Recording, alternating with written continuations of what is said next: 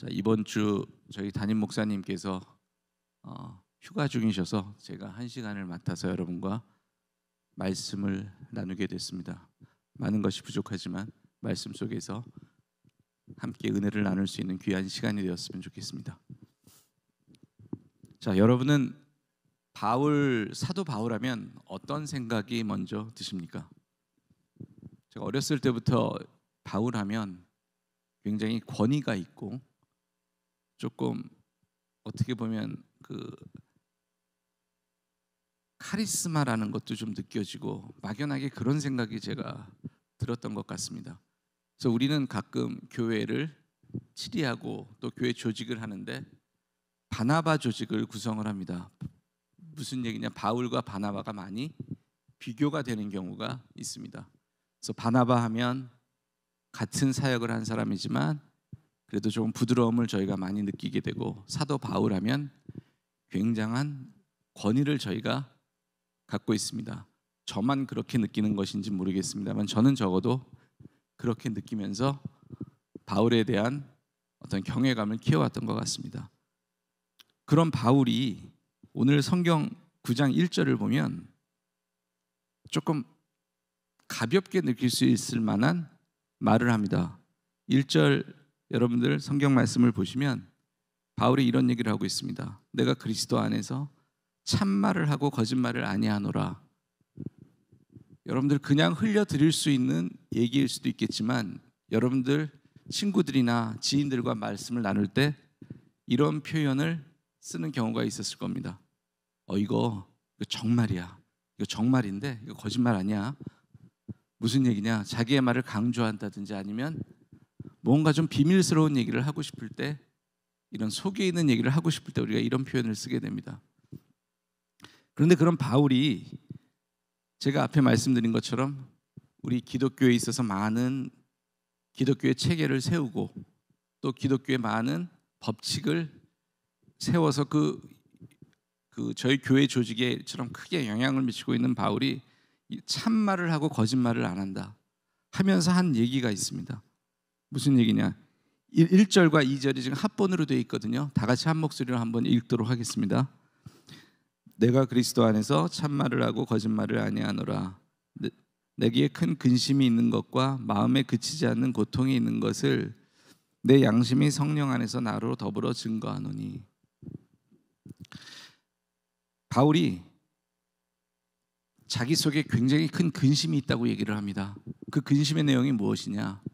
이스라엘을 향한, 자기 민족을 향한 그러한 자기의 애정을 표현을 하고 있습니다. 그 뒤에 성경을 읽지는 않겠습니다만 아까 함께 읽은 성경에서 3절을 보시면 이스라엘 민족을 향한 강한 애정을 표시하고 있는 것을 알 수 있습니다. 그러면서 바울이 3절에 보면 이런 표현을 쓰고 있습니다. 저주를 받아 그리스도에게서 끊어질지라도 원하는 바로다. 무슨 얘기입니까? 자기 자신이 극단적으로 얘기를 하면 저주를 받아서 신앙을 잃는 한이 있더라도 자기 민족에게는 구원의 말씀이 선포되고 예수 그리스도를 영접하는 사람들이 많았으면 좋겠다라는 표현을 하고 있습니다. 저는 이 3절을 읽으면서 제가 로마서를 그래도 신앙생활을 하면서 참 여러 번은 읽었는데 이 구절을 읽을 때마다 소름이 끼치는 그러한 느낌을 받습니다. 무슨 얘기냐? 여러분들 과연 이런 고백을 하실 수가 있습니까? 누구를 사랑을 하는 데 있어서, 심지어는 자기 배우자나 아니면 가족을 사랑하는 데 있어서도 내가 예수 그리스도에게서 끊어질지라도 이 사람이 구원을 받았으면 좋겠다. 가족은 좀 가능할지 모르겠습니다. 그러나 사도 바울은 우리가 알고 있는 이방인의 전도자라고 하는 사도 바울이 감히 지금 이런 말씀을 표현을 하고 있습니다. 저는 제가 혹시 나중에 어떻게 쓰임을 받을지 모르겠지만 어떤 상황이 있더라도 이렇게 표현을 할 수 있을까 하는 그런 자신감은 없습니다. 이런 사도 바울이 이스라엘을 인정을 하고 있습니다. 그런데 이 이스라엘을 향한 그 사도 바울의 마음이나 이런 것이 그냥 사도 바울의 머릿속에서, 그냥 가슴 속에서 생겨난 것이 아니라 하는 것입니다.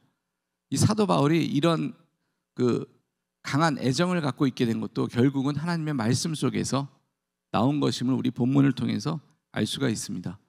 4절과 5절을 보면 이런 말씀이 있습니다. 조상들 5절을 제가 읽겠습니다.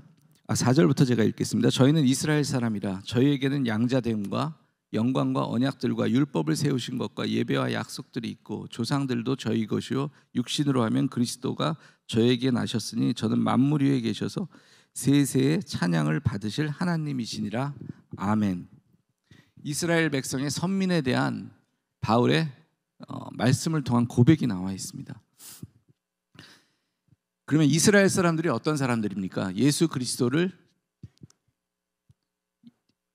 자신의 구주로 영접을 하고 있지 않은 상황이지만 분명한 것은 사도 바울이 말한 것처럼 예수 그리스도는 사도 바울이 말한 것처럼 아니고 성경에서 말씀하신 것처럼 이스라엘의 후손으로 태어났습니다. 즉 예수 그리스도의 조상이 이스라엘이라는 얘기입니다.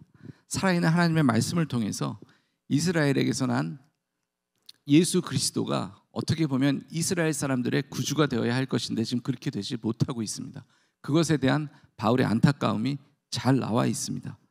자, 오늘 혹시 주보를 보신 분은 성경에 오늘 설교의 주제가 폐하여지지 않는 말씀이라는 주제입니다. 그 말씀이 6절에 나와 있습니다. 6절을 다 같이 한 목소리로 읽겠습니다.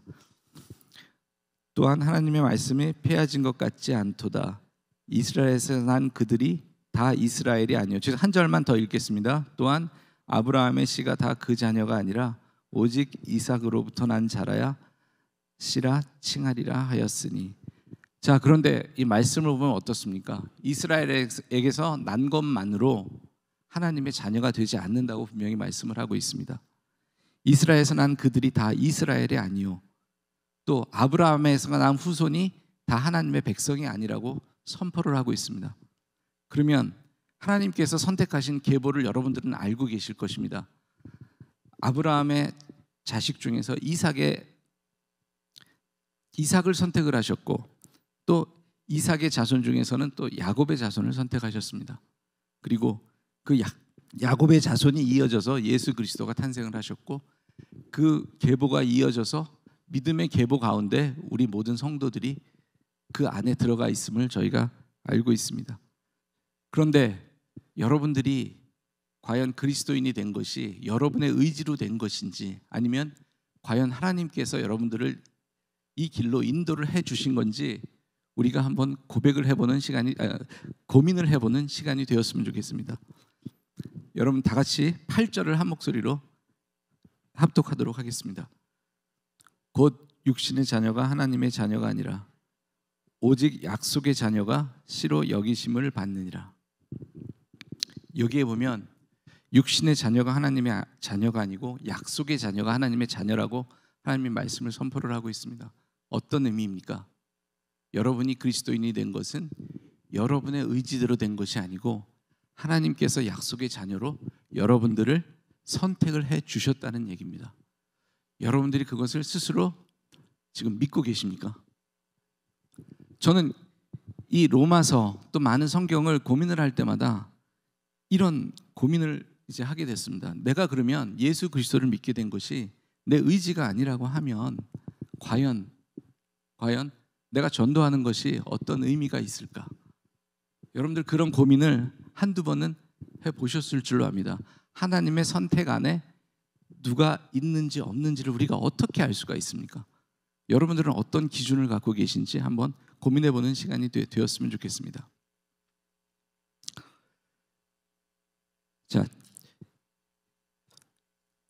자 이제 우리에게 이 말씀을 한번 적용을 해보겠습니다. 제가 질문을 하나 드리겠습니다. 잠시 생각해 보시기 바랍니다. 여러분들이 진정 예수 그리스도를 구주로 믿고 하나님의 자녀가 된 것을 확신하십니까?